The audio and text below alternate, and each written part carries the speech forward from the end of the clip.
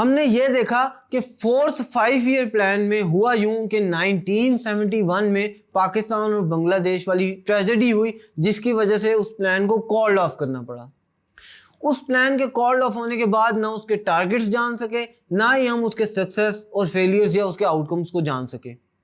तो हुआ कुछ यूं कि उस 5 ईयर प्लान को सब्स्टिट्यूट कर दिया गया 1 ईयर प्लानिंग के साथ।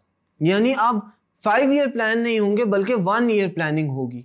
लेकिन ये प्लानिंग कुछ ही अरसा चली और देखा कि ये प्लानिंग चूंकि कामयाब नहीं है, तो फिर 5 ईयर प्लानिंग को रीस्टोर कर दिया गया और एक 5 ईयर प्लान फिर से लॉन्च किया गया, जिसको कहते हैं 5th 5 ईयर प्लान, जो कि 1978 में लॉन्च किया गया और 1983 तक रहा।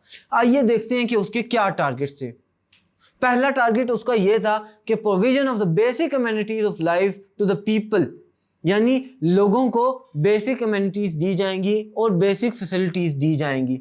सेकंड पॉइंट ये था creation of more job opportunities through rapid economic progress and increase in income. Third point is improvement of facilities of health, education, transport and drinking water.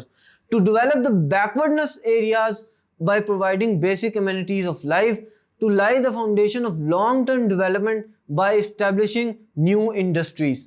ये तमाम तर उसके टारगेट्स रखे गए थे जो कि अचीव करने थे 5th 5 ईयर प्लान में। इन टारगेट्स में आपने ये देखा होगा कि जैसे ही इंडस्ट्रियल रेवोल्यूशन आया उसके मुताबिक ही ये प्लानिंग की गई। यानी इसमें इंडस्ट्रीज की बात की गई, बेसिक हेल्थ फैसिलिटीज़ की बात की गई, बेसिक एमिनिटीज़ की बात की गई, लोगों की इनकम की इंक्रीज़ की बात की गई।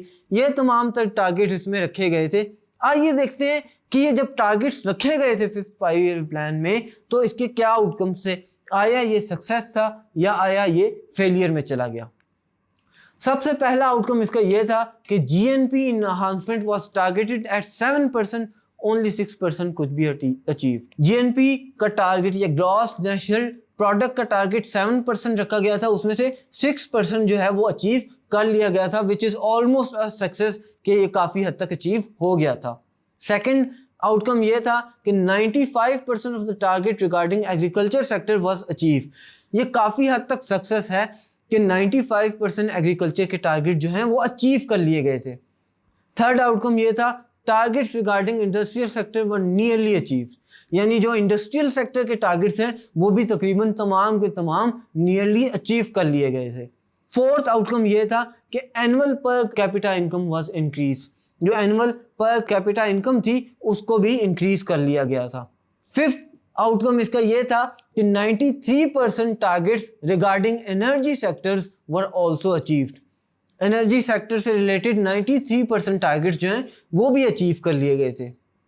एक और आउटकम इसका यह था कि success rate in transport sector was 106% and public sector investment came down by 33%।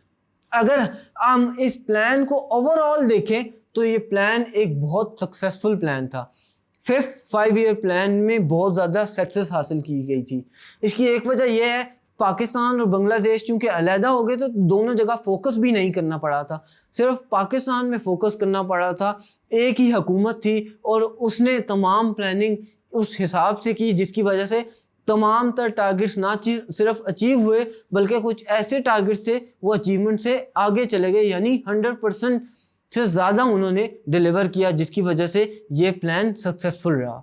आगे चल के हम पढ़ेंगे कि 6th ईयर प्लान कब लॉन्च किया गया, इसकी क्या स्ट्रेटेजी थी, क्या टारगेट्स थे और इसके क्या आउटकम्स थे।